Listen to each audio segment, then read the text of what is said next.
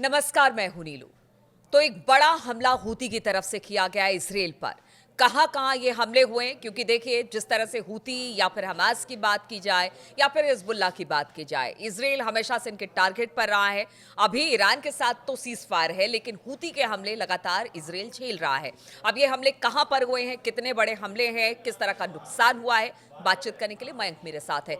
Mayank, Houthi का हमला Israel पर, कहां कहां ये हमला हुआ है, कितना नुकसान है और किस तरह से किन किन जगह को मतलब किन किन ठिकानों को निशाना बनाया गया देखिए हूती की ये तरफ से? हमला जो है कल रात का है। अक्सर हम जब बात करते हैं हूती के हमले की तो कई बार दर्शक ये सवाल पूछते हैं कि ये कब का हमला है, आप डेट बताइए। ये हमला बीती रात को किया गया है, अब से चंद घंटे पहले।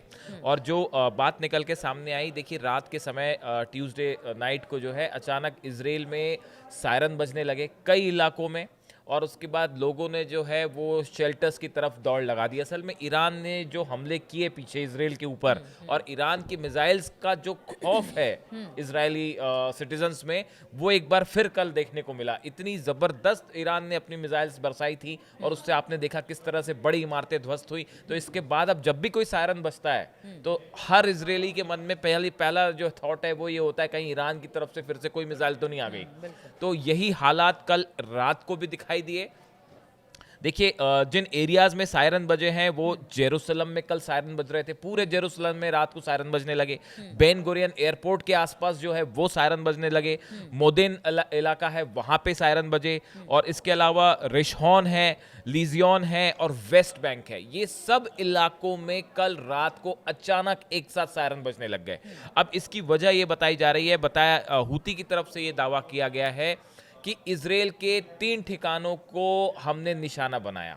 उसमें से एक मिसाइल जो है, जो कि दावा हूतीस की तरफ से किया जा रहा है कि बेन गुरियन एयरपोर्ट पर हमने एक हाइपरसोनिक मिसाइल दागी है जो सही ठिकाने पर गिरी है, ऐसा हूतीस का दावा है। जो याया सारी हैं उनके स्पोक्स पर्सन हैं, उनकी तरफ से कहा गया है the group carried out 4 operations targeting an airport and other sensitive Israeli targets. मतलब इन्होंने कहा कि हमने 4 निशाने साधे थे इसराइल में, उसमें एक बेन गुरियन था, इसके अलावा 3 जगह पर और हमले हुए थे। और इन्होंने दावा किया है कि ये हमले सब सफल हुए हैं और मिसाइल जो है वो गिरी है। लेकिन इसराइल की तरफ से दावा किया गया है कि हमने जो है इसको मिसाइल बेन गुरियन की तरफ फायर की गई थी, जिसको हमने स्पेस पे रोक दिया, आसमान में गिरने के पहले ही उसको रोक दिया गया। अब देखिए इस पूरे मैटर में जो बात निकल के सामने आई है वो ये कि जब ये मिसाइल फायर हुई उसके बाद एक बड़ा धमाका सुनाई दिया है बेन गुरियन एयरपोर्ट के आसपास। अब इसराइल का कहना ऐसा है कि हमने इंटरसेप्टर मिसाइल जो दागी थी आयरन डोम ने उसको इंटरसेप्ट किया, ये उसका धमाका था। लेकिन हुतीज का कहना ऐसा है कि ये धमाका इस बात का सबूत है कि मिसाइल हमारी बेन गुरियन एयरपोर्ट पे गिरी है। अब देखिए इसके बाद जो चीज़ देखने को मिली, एक बात तो ये थी कि बेन गुरियन एयरपोर्ट से जितने प्लेन्स का टेक ऑफ होना था वो सब रोक दिया गया। कुछ समय के लिए एयर स्पेस जो है वो बंद किया गया आसपास के इलाके का। और दूसरा जो था ये कि जितने हमने बताया कि बेन गुरियन एयरपोर्ट के आसपास अलर्ट कर दिया गया था, सायरन्स लगातार बज रहे थे, लोगों को शेल्टर्स में कर दिया गया था। जो बेन गुरियन एयरपोर्ट पर जो नागरिक थे, मतलब जो पैसेंजर्स थे, उनको सबको शेल्टर्स में जाने के लिए कहा गया। यानी कि कुल मिलाकर रात को जबरदस्त पैनिक था पूरे इजराइल में। ठीक है, अब जैसे हूती ने हमला किया और अभी अभी एक जंग से निकलकर बाहर आया है इसराइल। जैसे ईरान और इसराइल के बीच में जितने दिन भी बहुत नुकसान हुआ है, चाहे वो इसराइल की बात हो या फिर ईरान की बात हो, तो क्या जो हूती है, हमास है या फिर हिजबुल्लाह है, अभी भी एक बड़ी चुनौती इसराइल के लिए बना हुआ है? हालांकि अमेरिका कह रहा है बातचीत उनसे हो रही है ताकि उस पूरे एरिया में स्थिति को दुरुस्त किया जाए, शांति बनाई जा सके, लेकिन लग रहा है ऐसा कुछ। हूतीज का कहना ऐसा है कि जब तक गजा में इजराइल का ऑपरेशन जारी रहेगा, जब तक फिलिस्तीनियों को मारा जाता रहेगा, तब तक हमारा अटैक इजराइल के ऊपर जारी रहेगा। पहली नंबर की बात। दूसरी बात वो ये कह रहे हैं कि जो सीज फायर है वो अमेरिका के साथ है, इजराइल के साथ नहीं है। और वो भी ईरान ने जब हमला किया था तब हूतीज ने कहा था कि अगर अमेरिका हमला अगर रोकेगा नहीं, मतलब जब अभी युद्ध चल रहा था उस समय अमेरिका ने जब B-2 बॉम्बर्स से हमला किया था, तब हूतीज की तरफ से बयान आया था कि अगर अमेरिका ने अपने हमले नहीं रोके तो हम उनके शिप्स को फिर से निशाना बनाने लगेंगे। यानी इस पूरे मैटर में देखिए हूती जो है वो ईरान के साथ मजबूती से खड़ा है, इसमें कोई दो मत नहीं है। अब जहां तक आपका सवाल था कितना खतरनाक है। आप देखिए करीब 2000 किलोमीटर का डिस्टेंस है, 2000 किलोमीटर से ज़्यादा है ईरान इजराइल के बीच में और यमन के बीच में।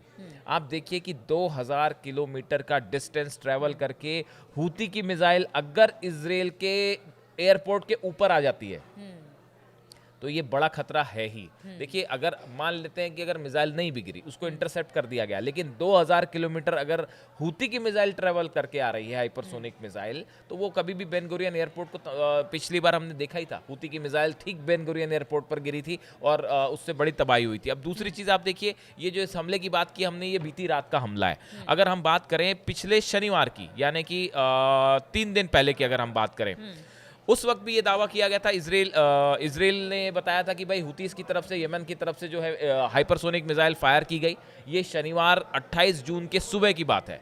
और बैलिस्टिक मिसाइल्स जो हैं, कई बैलिस्टिक मिसाइल फायर की गई थी यमन से, 3 से ज़्यादा बैलिस्टिक मिसाइल बताई जा रही हैं जो इजराइल के एयर स्पेस के अंदर आई और धमाकों की आवाज़ सुनाई दी थी उस वक्त भी। और इजराइल ने कहा था कि हमने इसको हवा में नष्ट कर दिया, लेकिन हुतीस ने उस वक्त भी दावा किया गया था कि हमने 3 जगह जो है वो हमले किए हैं। ठीक है।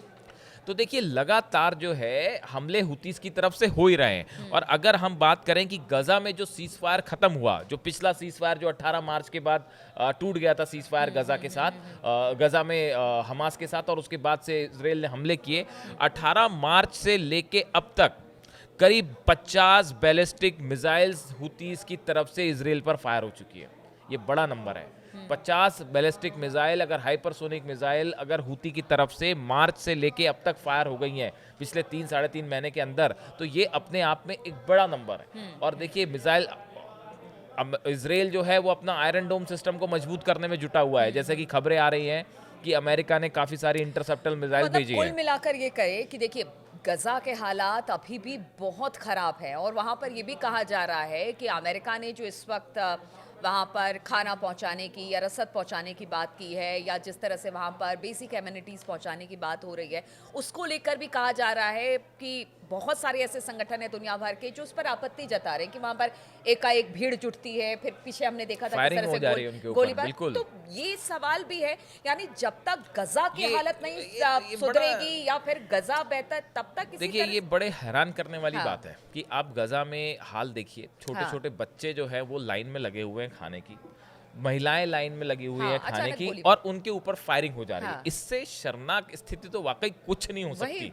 और इंटरनेशनल जितने ऑर्गेनाइजेशंस हैं उनको तुरंत इस पर कार्रवाई करनी चाहिए। ये श्योर करना चाहिए भाई, आखिर इंटरनेशनल जितनी संस्थाएं हैं उनका काम ही यही है। और गजा में जो हो रहा है, अगर कोई शेल्टर्स में लोग लगे हुए हैं खाने की लाइन पे और उन पे फायरिंग हो जाती है, उन पे हमले हो जाते हैं और 100 और 50 लोग मारे जाते हैं, जिसमें छोटे छोटे मासूम बच्चे मारे जा रहे हैं, ये तो बहुत ही मतलब हैरान करने वाली स्थिति है। और आप देखिए, और इसको आप इस तरह से जस्टिफाई नहीं कर सकते मयंक कि देखिए वहां पर हमास है, उनके लड़ाके हैं, बहुत सारी ऐसी बातें की जाती है। जब भी हमला हुआ हमने देखा है कि जो मासूम है उनकी मौत होती है। लोग कहते हैं कि देखिए जिस तरह से हमास ने इजराइल पर हमला किया, उसकी निंदा भी चौतरफा हुई, फिर इजराइल अब तक जो कर रहा है उसकी भी निंदा हो रही है।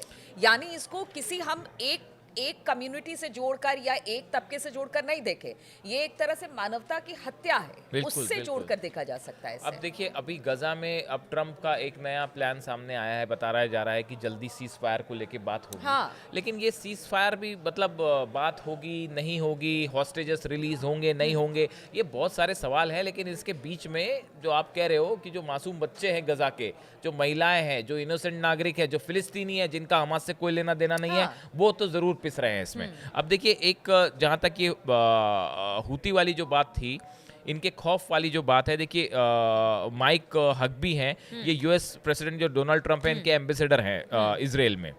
इन्होंने कहा, we thought we were done with missiles coming to Israel but Houthis just lit up one over us in Israel. इनका कहना ऐसा था कि हमने सोचा था, ये जो इजराइल में ट्रंप के एम्बेसडर हैं वो कह रहे हैं कि हमने सोचा था कि ईरान की मिसाइलों से अब हमें शांति मिल गई है, अब कोई मिसाइल फायर नहीं होगी, लेकिन हुती ने फिर एक मिसाइल दाग दी। यानी कुल मिलाकर कहा जाए, देखिए जब तक ये जो गजा की स्थिति इस तरह तब की है तक ये एरिया सेटल नहीं होगा, ये बात सही है। ये है हाँ, कि वो एक लेकिन पॉइंट है, एक लेकिन बिंदु है, देखिए उस पर जब आप तक सिर्फ गजा की बात हाँ, कर रहे हैं, लेबनान में क्या हालात हो गए हैं। लेबनान में अभी 29 जून को अभी की बात है कि इसराइल की तरफ से दक्षिणी लेबनान में फिर हमले किए गए ड्रोन से, जिसमें 2 नागरिकों की मौत हो गई है। उसके बाद ये कहा गया, इसराइल की तरफ से कहा गया कि भाई हमने जो है वो हिजबुल्लाह के कुछ लड़ाके थे, हमने उनको जो है निशाना बनाया।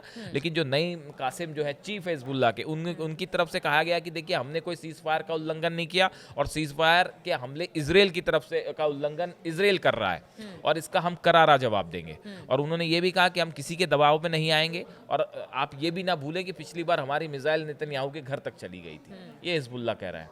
तो देखिए आप चाहे आप हिजबुल्लाह की बात कर रहे हैं, हमास की बात कर लें, गजा की बात कर लें या ईरान की बात कर लें, ईरान के साथ तो सीज फायर जो है वो बिल्कुल कब खत्म हो जाए उसका कोई भरोसा नहीं है। उस पर हम अलग से बात करेंगे कि एक बड़े जंग की तरफ फिर से इसराइल और ईरान बढ़ मतलब रहे एक हैं। पतली लाइन है, बिल्कुल। बस जिस दिन वो खत्म हो गई समझिए कि सीजफायर खत्म हो होगा गया, ऐसा मान हाँ, के और अभी चलिए। फिलहाल जो है वो इसराइल और ईरान दोनों अपने को मजबूत करने में जुटे हुए हैं। अगली जंग की तैयारी हो रही है। तो आपने देखा हूती ने किस तरह से हमला इसराइल पर किया है और ईरान के जितने प्रॉक्सीज हैं वो लगातार इसराइल पर हमला कर रहे हैं, क्योंकि देखिए बहुत सारी बातें हैं इसमें। एक तो ईरान के साथ जो जंग है उसमें परमाणु समझौते की बात सामने आ रही है। गजा में जो कंडीशन है उसको लेकर हूती या फिर हमास या फिर हिजबुल्लाह वो लगातार ये कह रहे हैं कि अगर गजा में स्थिति सुधरी नहीं तो फिर वो लगातार इसराइल पर हमले करते रहेंगे। ऐसे में ये शांति कब तक बहाल रहेगी, सबसे बड़ा सवाल यही है। इस पर लगातार हमारी नजर बनी रहेगी। आप बने रहिए हमारे साथ।